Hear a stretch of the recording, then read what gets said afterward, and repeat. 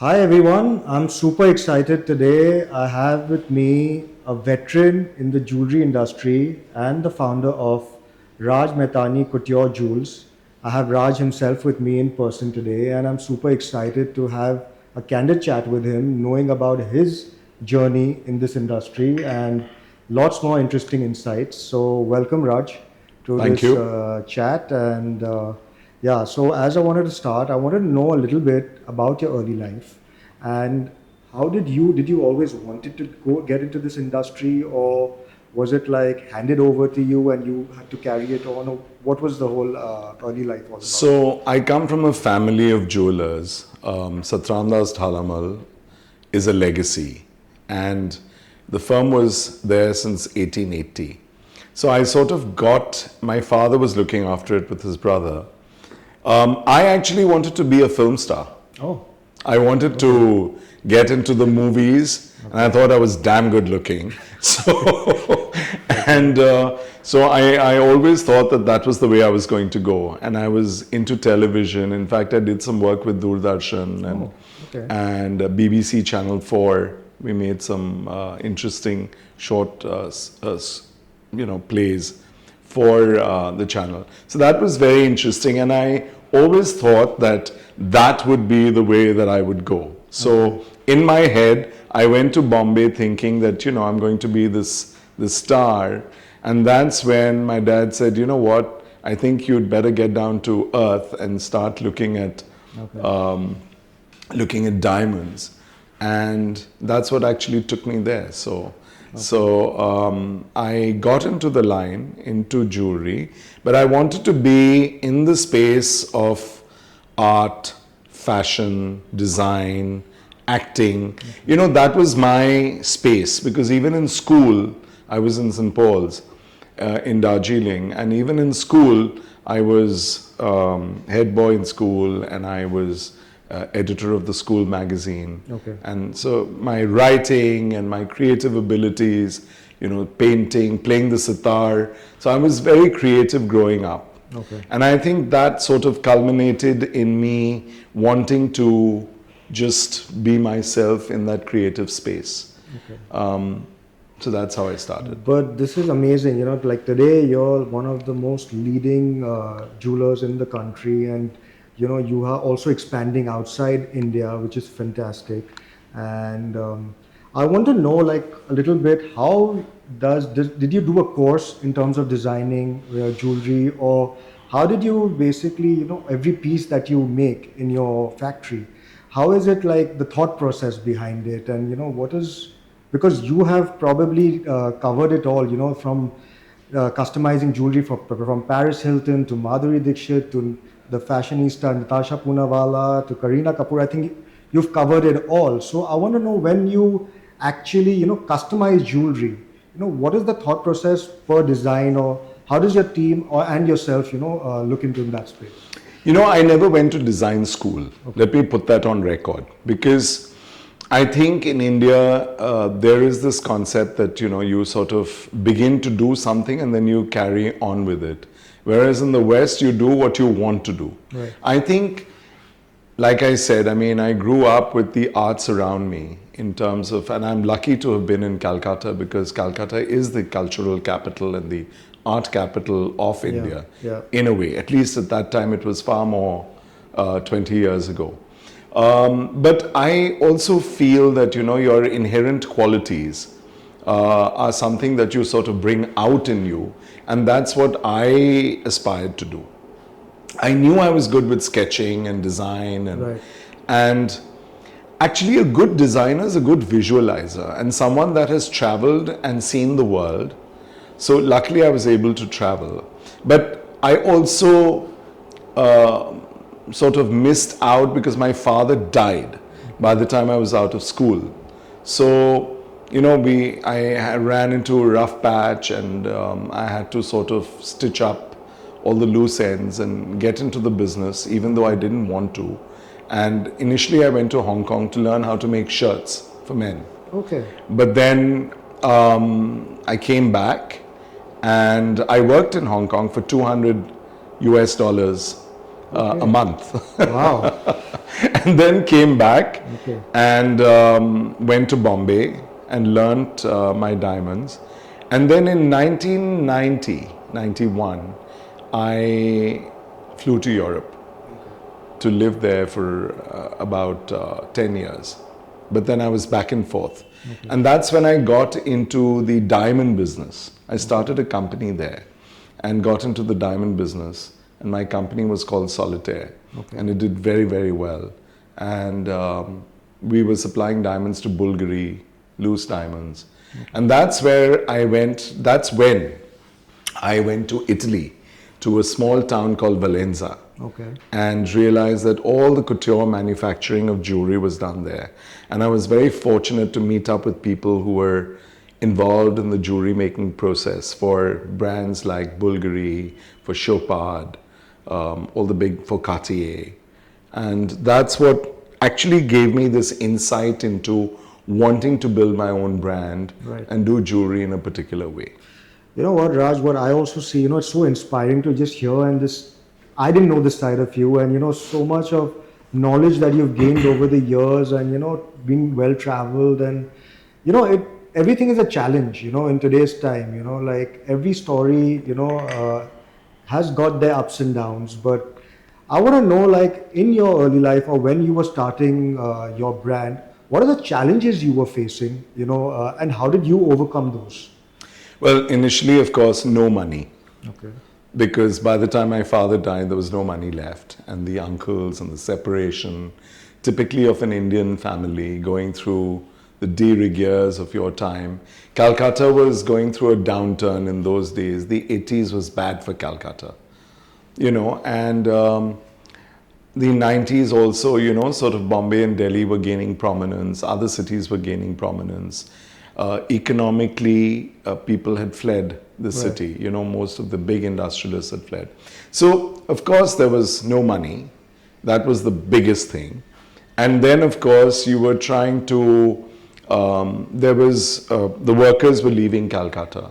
Right. So they all wanted to go to Bombay and Delhi to do more work and get more money, to be paid higher. So it was a struggle in terms of getting teams together, but I was out for that period in Europe and I was coming and going, running the show here and traveling. My sister helped me initially. Okay. And then I moved back to Calcutta in 2001 to start my own eponymous label, Raj Mahtani Couture Jewels, wherein I was able to realize my inner dream of, just getting into a fantasy world and building jewelry the way I like to build it. And I think today we become iconic because of two reasons in design, very quickly.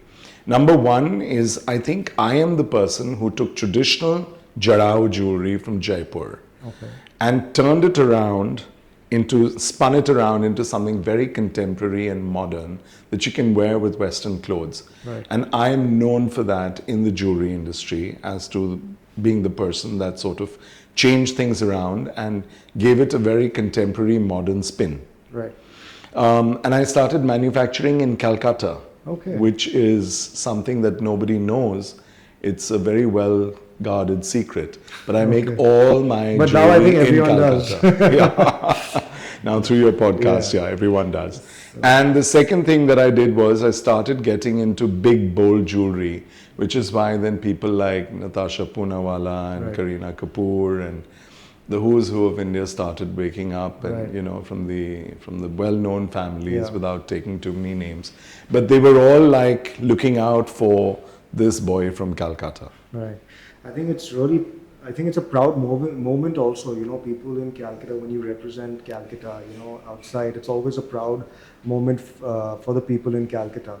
And also, I've seen your stuff, I think every jewelry which you all design has a story behind it. It's something, it's so appealing to the eye as well, so kudos to you and all the efforts that you've put in and your team to make the brand where it is today. So now I'm at the central podium of the iconic store, which has been there from 1900s, and I'm super thrilled now to see the variety of art around me. It's so nicely curated store. So Raj, I want to now ask you, you worked with so many designers. I want to know what are the international designers and the Indian designers which has also inspired you and you have worked with you. And also a little bit on your expansion plans. What are you planning to do, or where do I see this brand 5 years down the line? Okay, so I'll take that in two parts. Yeah. The first part is that, of course, I started doing a lot of shows with a lot of the designers. In fact, I'm the first jewelry designer to have done a show for Mrs. Ambani, Mrs. Okay. Neeta Ambani, in their house in Seawind many, many years ago. I think even before any other designer had done a show, I had done it with Tarun for her. Okay. So that was really iconic and something that all the guests remember even to this day. Number two, of course, in fact, we brought in Mrs. Ambani's birthday and we took away Mrs. Ambani's birthday and brought in Shah Rukh Khan's birthday Okay. at that event. Post that, of course, I've done a lot of shows with Tarun Tailiani, a lot of shows with Anamika, lot of shows with all the Indian designers. Okay. And internationally, we've done shows with Roberto Cavalli, Okay. Bjorn von Furstenberg, Bian from Indonesia, some Chinese really high-end designers. So, it's been a journey that, and in fact, I'm the only Indian jeweler to have been invited by Paris Fashion Week to do a show at the Louvre, which I did with Anamika, Wow. where we both worked together on a collection for scarves and things that we made out of uncut diamonds, and did this really evocative, romantic, sensual sort of styling with her clothes and my jewelry, and that was really iconic. Okay. So that was very interesting. As far as plans go, we want to expand and we would like to open a store maybe in Dubai Okay. at a later date, once we have a larger store in Delhi that we really need to have, because the demand in India is really growing. Right. And then maybe one in London or New York. We'll sort of look at that. That would be interesting for us to do. Okay.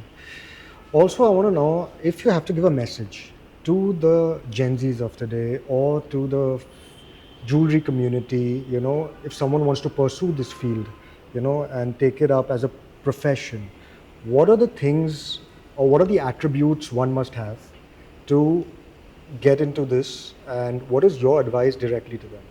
So it's not as easy as it seems. There's a lot of work, there's a lot of back-end work, apart from the glamour and the glitz that can be associated with our business. There's a lot of hard work that really goes into it. Buying stones, learning about precious stones. Not everybody can be a jeweler, just like not everybody can be a fashion designer. Today every housewife or every home guy wants to be a designer or a jewelry manufacturer. I think there's a lot of self-discipline that you have to go through and a lot of instruction in your own mind to be able to do it, coupled with a sense of design. So I think my message would be that please go out there, follow your dreams, follow your fantasies. You don't have to go to a school to really learn what you really want to, but you should have that innate desire to be able to want to do design in a particular way. Because at the end of the day, it's one idea that can make you millions. Exactly. So if you have the idea, if you have that spark in you, then just like a startup, you could do something in the world of design. And today the world and India gives you the opportunity to be able to realize your fantasy and your dream. So I think that's very interesting. What you correctly said, in today's time, I think the passion and the hunger is very important. Correct. For the Gen Z especially, there's no shortcuts in life, and you really need to hustle if you really want to make it big. So a nice message from Raj, which has been and his journey has been truly, truly phenomenal. And so the next segment, wait for it. So Raj, this is the most fun section of my episode, which I call the fun rapid fire round. And I'm going to ask you little questions to know more things which you like more on a personal front. So if you're ready, we're ready to go? Yep. Okay. But it has to be very quick, huh? Okay. Okay. What is your favorite holiday destination? Italy. Your favorite food? Chinese. Favorite dessert? Chocolate. Dark chocolate. A movie which you can watch 7 days a week? Oh gosh. Scarlett O'Hara's Gone with the Wind. A favorite music song which you like, which you can keep humming and hear it anywhere you are? Favorite? Sorry? Song. Song. Hotel California. Oh, that's one of my favorites too. I think that's everyone's favorite. It's an all-time favorite.